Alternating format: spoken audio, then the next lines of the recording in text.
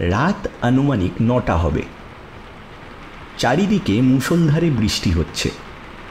এতটাই বৃষ্টি যে সামনের রাস্তায় কি আছে সেটাও ঠিকমতো দেখাটা দুষ্কর। আষাঢ় শ্রাবণ মাসে এই সময় বৃষ্টি হওয়াটা খুবই স্বাভাবিক।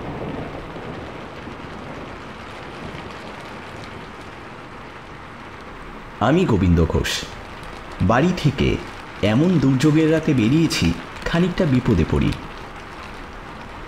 ছোটবেলা থেকেই মায়ের জাকের সামনে কেউ টিকে থাকতে পারত না। মা যখন যা বলবে তখন সেটাই হতে হবে। আগামী সোমবার আমার ছোট বোন কাজলের বিয়ে। আর মাত্র 2 দিন বাকি। এখন বাবার পুরনো বন্ধুর বাড়ি বটতলিতে। আর মায়ের আদেশ আমি যেন আজই ওনার বাড়ি গিয়ে কাজলের বিয়ের নেমন্তন্নটা দিয়ে আসি। অগত্যা কি আর করার।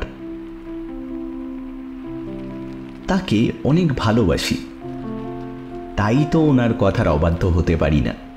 কারণ বাবা মারা যাওয়ার পর মাই আমাদের 2 ভাই বোনকে অনেক কষ্ট করে বড় করেছে। মায়ের মুখে শুনেছি বাবার একমাত্র বন্ধু কৃষ্ণনারায়ণ বাবা মারা যাওয়ার পরে উনি নাকি আমাদের অনেক সাহায্য করেছেন। তাই তো বোনের বিয়েতে ওনার উপস্থিতি খুবই গুরুত্বপূর্ণ। বাড়ি থেকে বেরোনোর সময় আকাশে মেঘ ছিল, তবে এমন বৃষ্টি ছিল না। এখন মনে হচ্ছে এই বৃষ্টি এত তাড়াতাড়ি ছাড়বার নয়।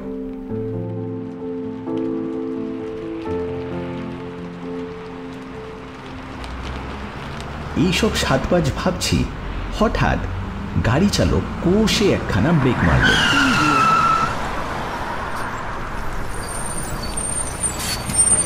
আমি গাড়ি থেকে প্রায় হুমড়ি খেয়ে পড়ার মতো অবস্থা। এমনিতেই মন মেজাজ খারাপ, তার উপর এইসব যাচ্ছে তাই একটা অবস্থা। ড্রাইভারের কর্মকাণ্ডে বেশ উত্তেজিত হয়ে গেলাম। চেহারা দেখে বুঝতে পারলাম ড্রাইভারটি আমার ধমকে বেশ ভয় পেয়েছে। শান্ত স্বরে আমতা আমতা করে বলল, আগে মাফ করবেন দাদা, আমার না একটা কথা মনে পড়ে গেল। এই হঠাৎ করে ব্রেক কষে গাড়ি থামালাম। আমি না আর যেতে পারবো না, আপনি নেমে পড়ুন।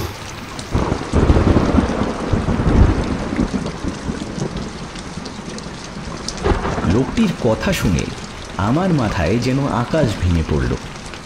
রাগে মনে হচ্ছিল আমার মাথাটা ফেটে যাবে।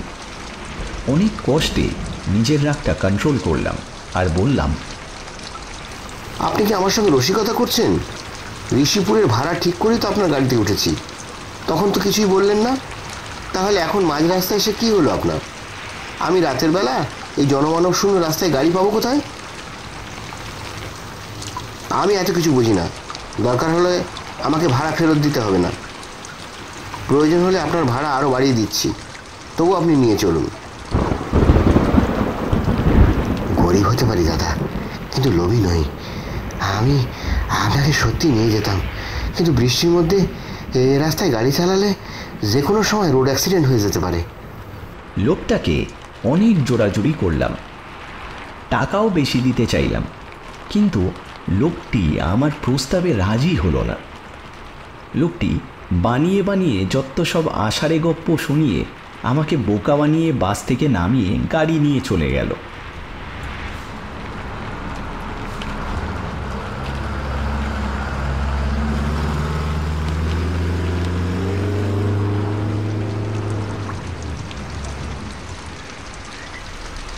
বৃষ্টির মধ্যে আমি এখন একা দাঁড়িয়ে।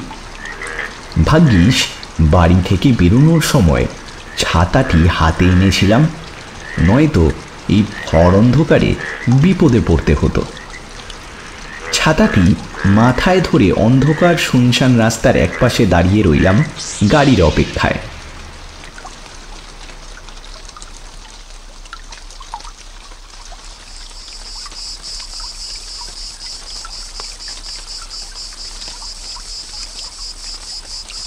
আশেপাশে কোথাও কেউ নেই।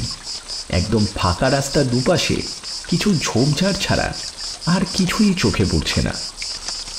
কানে ভেসে আসছে শুধু কাদায় পড়া ফোঁটা ফোঁটা বৃষ্টির আওয়াজ। বেশ কিছুক্ষণ অপেক্ষা করার পর বৃষ্টির মধ্যে দেখতে পেলাম একটা গাড়ির দুটো হেডলাইটের আলো আমার বুকে এসে পড়ল। গাড়ির আলো দেখে মুখে একটা আশার আলো জ্বলে উঠল। কি মিথ্যেবাদী লোক রে বাবা, বলে কিনা এই বৃষ্টির মধ্যে নাকি এ পথে কোনো গাড়িই চলে না। তাহলে এই বাসটি কেমন করে আসলো? আমি বাসটিকে থামানোর জন্য হাত দেখাতেই বাসটি আমার সামনে এসে দাঁড়িয়ে পড়ল।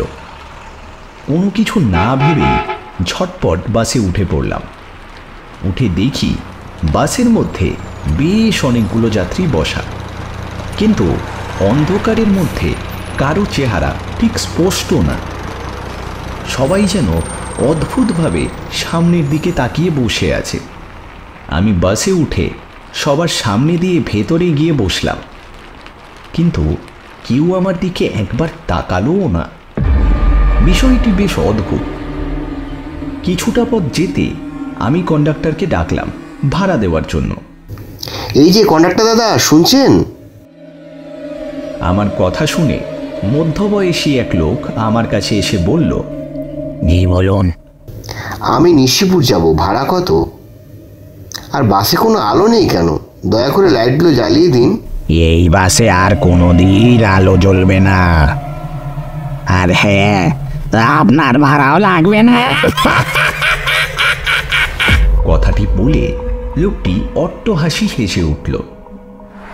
গা প্রথমে একটু ছমছম করল বটে, তবে মনে মনে বেশ ভালোই লাগলো, কারণ এই রাতে বাস পেলাম, তাও আবার মাগনা। অবশ্য ভাড়া না নিলে তো আমারই ভালো। তারপরও কৌতূহলবশত লোকটিকে এই রাস্তাটির কথা জিজ্ঞাসা করলাম। আচ্ছা, আমি শুনেছি এই রাস্তায় নাকি বৃষ্টির মধ্যে কোনো গাড়ি চললেই তার নাকি দুর্ঘটনা ঘটে।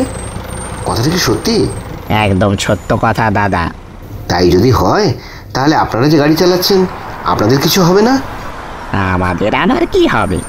আমাদের তো যা হওয়ার তা অনেক আগেই হয়ে গেছে। এখন যা হওয়ার তা তো হবে আপনার সাথে।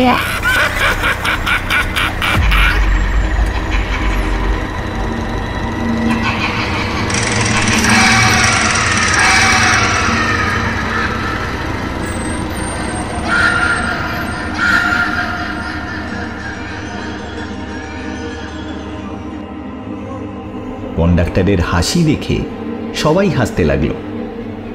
আমি কি দ্বিতীয় বাসটা ধরে নিজের বিপদ নিজেই ডেকে আনলাম নাকি? মনটা কেমন যেন কু ডাকতে শুরু করল। হাসি থামিয়ে কন্ডাক্টর আমাকে উদ্দেশ্য করে বলল, বিয়ের বরযাত্রী নিয়ে ফিরছিলাম আমরা। জানতাম না যে এই রাস্তায় বৃষ্টির রাতে গাড়ি চালিয়ে গেলে বিপদ হয়। আমরা ওই উল্লোর করতে করতে বাড়ি ফিরছিলাম, হঠাৎ আচমকা কোত্থেকে জানি একটা পিকনিকের বাস চলে আসে।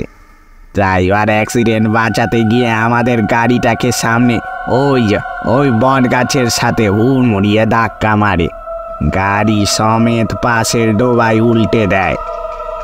আর তারপর থেকেই আমরা সারা জীবনের জন্য এই বাসে, সারা জীবনের মতো বাসের প্যাসেঞ্জার হয়ে যাই। আমার হাত পা এবার ঠান্ডা হয়ে এলো। ভয়ে আমি থরথর করে কাঁপছি। সকলেই আমার দিকে এগিয়ে আসছে, আর মাঝখান দিয়ে এগিয়ে আসছে ধোঁয়ার মতো। ওটা কি? ওটা ওটা ওটা কি?